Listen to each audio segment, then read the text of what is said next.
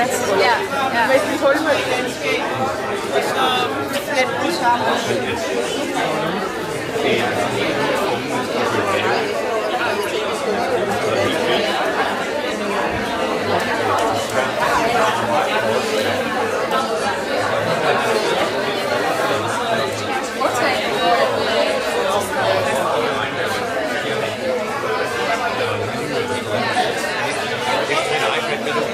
Ja, fordi jeg så sådan lidt hens i den der haveverden, ikke?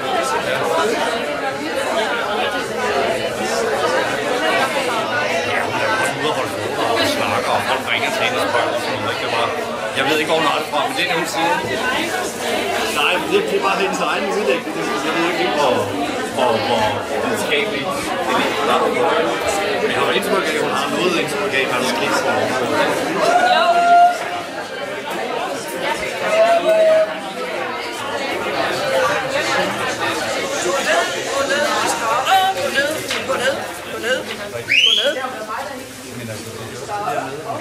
Velkommen til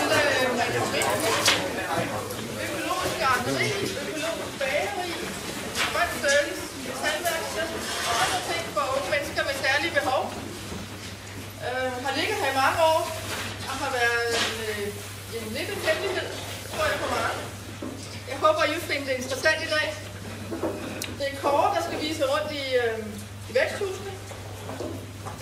Kåre er værkstedsleder og har en stak unge mennesker hver dag, han skal sætte godt i gang, og der er sådan et gartneriprojekt rigtig godt. Og jeg skal tage jer med rundt i de kolde drivhus og lidt udenfor, og vise jer om de tiltag, vi har i gang herude, for at skabe noget mere liv her. Hvis vi klarer i 11, så. Hvis vi klarer i 11, mødes vi her igen. Så kan vi klare.